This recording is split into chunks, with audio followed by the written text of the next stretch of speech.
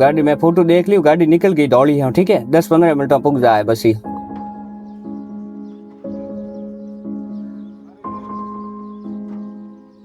थार का रेगिस्तान, जहां इंसानों के लिए पानी जुटाना भी संघर्ष है, वहां हजारों ऐसी गायें हैं जिन्हें उनके अपने ही छोड़ चुके हैं। कुछ भूख से मर जाती है, कुछ प्यास से, और कुछ सीमा के इस निर्जन इलाके में भटकते भटकते दम तोड़ देती है। लेकिन इन्हीं रेत के टीलों के बीच कुछ लोग ऐसे भी हैं जो हर दिन मौत और जिंदगी के बीच खड़ी इन गायों को नया जीवन देने निकलते हैं। इनमें से एक है गोपाल सिंह। इन लोगों का काम सिर्फ गायों को पकड़ना ही नहीं है, बल्कि उन अनाथ गौवंशों को ढूंढना है जिन्हें उनके मालिकों ने दूध देना बंद होने के बाद हमेशा के लिए छोड़ दिया। ये उन्हें लेकर आते हैं भादरिया गौशाला। हमारे इधर लगभग 100 किलोमीटर से दूर से फोन आता है, जो आसपास के गांव के फोन आते हैं, मतलब छोटो कोर है, लाठी है, बसिया क्षेत्र है और मानगढ़ है, बस्सी है, लोटो है, बाकी इससे गांव लोहार की है, सायण है, दिद्दू, आसकंदरा, इधर से हमारे इधर फोन आते हैं। आप इस गाय को कहाँ से लेकर आए? दिद्दू गांव से। अच्छा, क्या क्या तकलीफ थी? ये खड़ी नहीं हो रही थी, आवारा पशु है और गांव के पास बैठी थी, तो हमें पता चला कि भादरिया में संस्था में हो रहा है, इसका उपचार हो जाएगा, तो हम वहाँ से गाड़ी में डालकर लेके आए।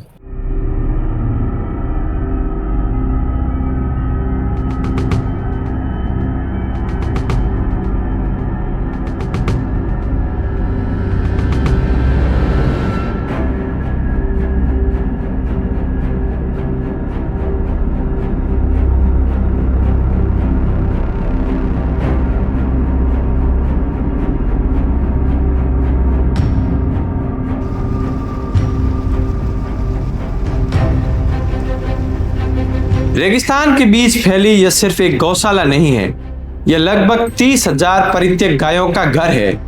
इनमें 90% से ज्यादा नर पशु है, सांड और बैल, ऐसे जानवर जिन्हें खेती में मशीनों ने और डेयरी व्यवस्था ने लगभग बेकार बना दिया। हर दिन यह नई गायें आती है और हर दिन इनके लिए चारा, पानी, इलाज और आश्रय का इंतजाम करना पड़ता है। यही काम पिछले कई दशकों से कर रही है जगदम्बा सेवा समिति।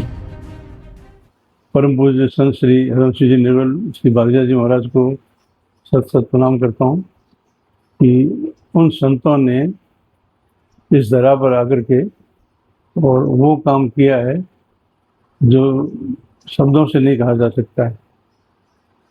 ये सारा वीराना क्षेत्र था और महाराज यहाँ पे 1959 के दशक में पधारे।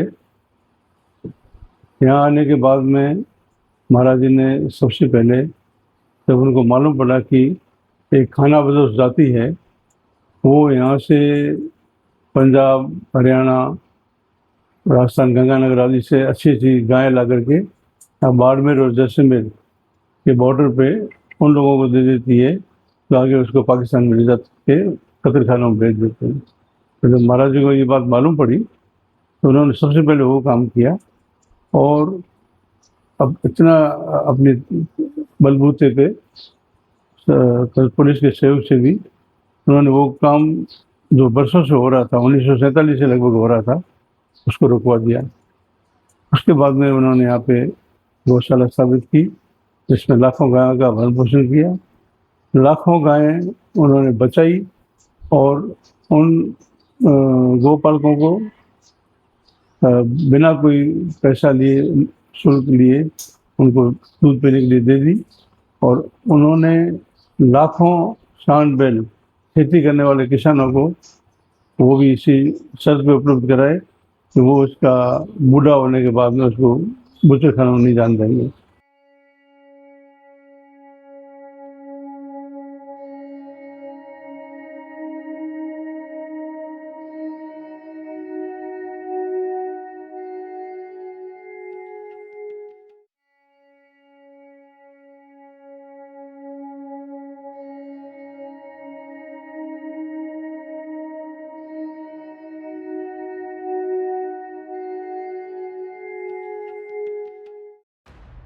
इस कहानी की शुरुआत आज से नहीं, करीब 6 दशक पहले 1964 के भीषण अकाल से होती है, जब पूरा पश्चिम राजस्थान सूखे और भूख से जूझ रहा था।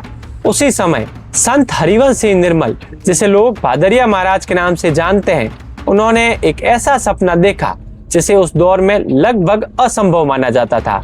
रेगिस्तान में एक ऐसी जगह बनाना जहां कोई भी परित्यक्त गाय भूख से न मरे।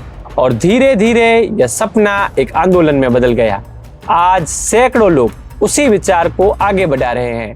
ये काम लगातार महाराज जी ने आज तक किया और उन्होंने एक संस्था बनाई थी जगदम्बा सेवा समिति, और सेवा समिति के नाम जो आज भी मंत्री रहे। और उनकी ये भी इच्छा थी कि ये जो भादरिया स्थान है, ये स्थान पूरे विश्व में एक संदेश देवे कि कैसे काम कर सकते हैं, कैसे गौ सेवा हो सकती है, कैसे शिक्षा हो सकती है, कैसे पर्यावरण विकास हो सकता है, कैसे नशा मुक्ति हो सकती है। और उन्होंने जिंदगी भर बिना थके अपने इसमें पूरा पुरजोर मेहनत करी। और आज यहाँ पे आप देख ही रहे हैं कि यहाँ बहुत कुछ उन्होंने किया इस रिमोट एरिया में। आज इस संस्था के पास में हजारों गौवंश है, जिसमें ज़्यादातर सांड बैल है। महाराज जी की एक सोच थी कि ये सांड बैल जो हैं, जिनको आज के लोगों ने कह दिया कि भाई ये नकारा हैं, ये अनुपयोगी हैं, तो उनकी सोच थी कि ट्रैक्टर डीजल आने को तो अभी 100 वर्ष ही हुए हैं। उससे पहले किसने अपने परिवारों को अनाज खिलाया, किसने हमारा बोझा ढोआ, किसने हमारा काम किया। वो एक परिवार के सदस्य की तरह काम करता रहा, जबकि उसको कोई तनख्वाह नहीं मिलती थी, रूखा सूखा मिलता था। तो ये नकारा कैसे हो गए, इसलिए महाराज जी ने उनको मतलब वो दी, प्रधानता दी। और आज हमारे पास में ज़्यादातर सांड बैल हैं और हजारों सांड बैल हैं, आराम से बैठे हैं और काम कर रहे हैं। सालों बाद भारत के पूर्व राष्ट्रपति डॉक्टर एपीजे अब्दुल कलाम जब भादरिया पहुंचे तो यहाँ जो देखा उसे उन्होंने अपनी किताब टारगेट 3 बिलियन में विस्तार से लिखा है। कलाम लिखते हैं, मरुस्थल के बीच इतनी हरियाली और इतनी विशाल गौशाला देखकर विश्वास करना मुश्किल था। उन्होंने लिखा, भादरिया महाराज उन्हें गौशाला दिखाते हुए बताते हैं, ये सभी वे गायें हैं जिन्हें लोग दूध देना बंद होने के कारण छोड़ देते हैं। कलाम के अनुसार महाराज मुस्कुराए और बोले, तुम मुझे संत समझते हो, लेकिन मैं तुम्हारी तरह एक टेक्नोलॉजिस्ट हूँ। गायों के पालन का उनका एक अपना मॉडल था, जन भागीदारी का मॉडल, जिसमें गांव, लोग और सेवा तीनों साथ चलते हैं। आज भी कलाम की यह पूरी कहानी भादरिया मंदिर के संग्रहालय में सुरक्षित रखी गई है।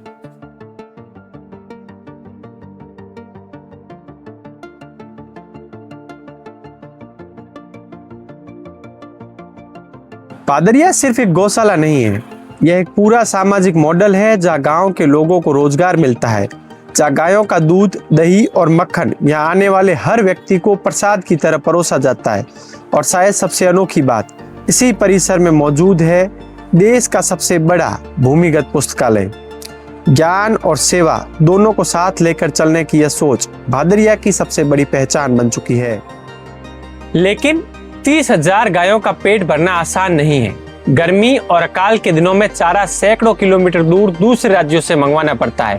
और जब बारिश होती है तो भादरिया माता की लगभग 1,10,000 बीघा भूमि पर उगने वाली सेवण और गठिया जैसी बहुमूल्य घास सिर्फ इन गायों के लिए नहीं, बल्कि आसपास के वन्य जीवों के लिए भी जीवन बन जाती है। देखिए, वो जो गौशाला का मेनली मुख्य वार्ड है आईसू वार्ड, वो ये वार्ड है। इसमें वो गाय आती है जो अत्यंत कमजोर हो, उठने में असमर्थ हो, बाहर से जो कोई एक्सीडेंट हो जाती है वो गाय हैं। बीमार गाय सब उपचाराधीन जो गाय हैं वो इस बाड़े में आती हैं। यहाँ पे फिर जो गाय उठने में असमर्थ है, अभी ये डाल रखी है झूले में, इनको झूले में डाल के मालिश वगैरह करते हैं। 2-3 दिन लगातार ट्रीटमेंट चलता है, उसके बाद ये खड़े होने में वो समर्थ होती है, तो जस्ट आगे वाले बाड़े में शिफ्ट कर देते हैं। और जो गाय जैसे एक्सीडेंटली गायें आती हैं, हमारे LSI का स्टाफ है 5 का, उनके पीछे और 10 आदमी लगा रखे हैं, हेल्पर वगैरह, जो गाय को उठाने में, पकड़ने में, चारा पाने में, सारी व्यवस्था के लिए वो आदमी प्रॉपर है। गाय के ऑपरेशन वगैरह करना हो तो वो भी इधर कर देते हैं। जैसे अभी ये गाय झूले में डाल रखी है, एक्सीडेंट गाय थी, वो पैर पूरा हड्डी क्रैक थी, एकदम अलग अलग हो रखा था पैर, इसको काट के अब ये उठने में असमर्थ हो गई। इसको झूले में डाल रखा है, 2-3 दिन में ये खड़ी हो जाएगी। रेगुलर इसका इलाज चलता है, 10 दिन 15 दिन जो इलाज होगा उसके बाद ये खड़ी हो जाएगी। जो गाय ऐसी गाय होती है जो रीढ़ की हड्डी में फ्रैक्चर हो, जैसे अभी हमारे इधर ये गाय है रीढ़ की हड्डी में फ्रैक्चर है, ये उठ नहीं पाएगी क्योंकि इसका बैक हिस्सा काम करना बंद कर देगा, अगले दो पैरों पे खड़ी नहीं हो सकती। इसको रेगुलर यहीं पे रखा जाएगा, दाड़ा है, चारा है, पानी है, सब व्यवस्था इधर ही है। पूरा वाड़े में कोई वो तक इश्यू नहीं है, लाइट का, पानी का, पंखे, कूलर, वो ऊपर फुहारे लगा रखे, तो गर्मी का कोई, हीटिंग का कोई प्रॉब्लम नहीं है। थार का रेगिस्तान आज भी कठोर है, यहाँ पानी कम है, हरियाली कम है, लेकिन करुणा की कोई कमी नहीं। बादरिया की यह गौशाला सिर्फ 30,000 गायों का आश्रय नहीं, बल्कि उस विचार का प्रमाण है कि अगर समाज साथ खड़ा हो तो रेगिस्तान में भी उम्मीद उगाई जा सकती है। और शायद यही इस कहानी की सबसे बड़ी सीख भी है।